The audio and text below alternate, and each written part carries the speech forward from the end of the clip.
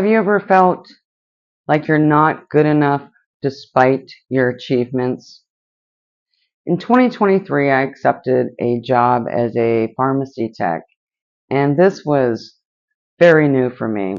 For 20 plus years, I had been working in an office, sitting at my own desk behind a computer screen, and not speaking to the public, really.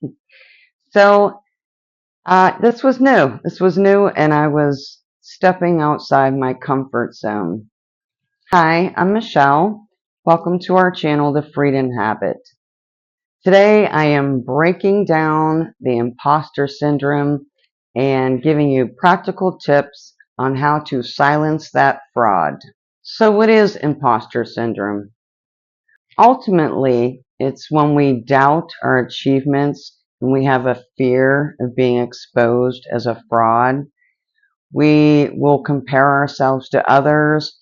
We will build up anxiety. So why does imposter syndrome happen? Well, it goes back to our subconscious, that negative self-talk that we've been telling ourselves for decades.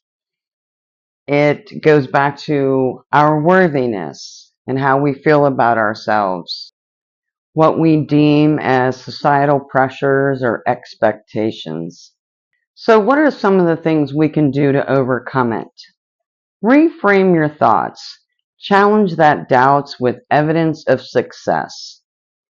You could get out your journal and add to your affirmations or your I am statements and remind yourself, I am brave. I am stepping up to the challenge. I have the qualifications. And, just start putting this positive thoughts back into your head to kind of calm your anxiety about the situation. You can also remember to embrace the growth. Remind yourself that mistakes don't define you. They really are opportunities for growth. Another great thing is to surround yourself with supportive people. Seek out mentors or friends that are uplifting.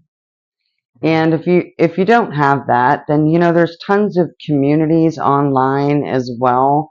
This could be very helpful. Most importantly, celebrate your wins. If you have to write it down in the journal, circle your calendar, whatever you need to do so that you can look back a month, 3 months, or a year from now and be reminded of your achievements so you can see just how far you've come. The more you implement these habits into your daily life, the easier they become. They'll actually be like second nature. They'll be in your subconscious like you do now. If you think about it, it took a long time for those negative thoughts to build up how we feel now, that insecurity, the anxiety. I mean, that wasn't built in a day. It was just piled on more and more throughout your life.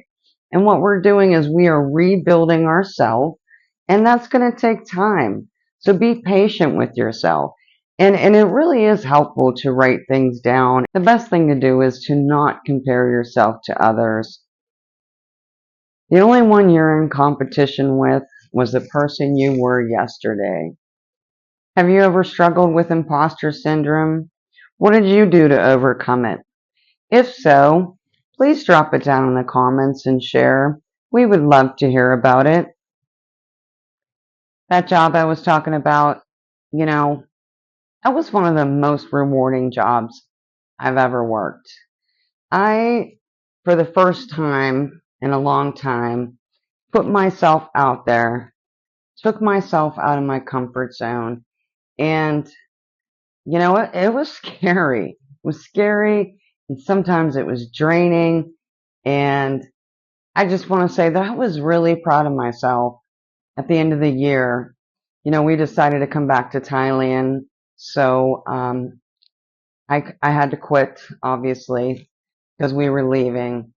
But I look back on that year and I thought, what a great time. And I was really lucky because I worked with some wonderful people. And of course, that's always helpful. But yeah, so I want to let you know that this isn't permanent. How you feel isn't permanent. And the more you the more you take care of yourself and your mind, the the richer your life gets, really. I mean, it's just such a difference, a turnaround for me. And it's exciting, and it feel like I can't wait to continue, see what life holds for me next. So I hope I've given you some practical tips on how to overcome imposter syndrome. Maybe you've been feeling this way for a while and you didn't even realize there was a term for it. So thanks for joining me. Have a great day.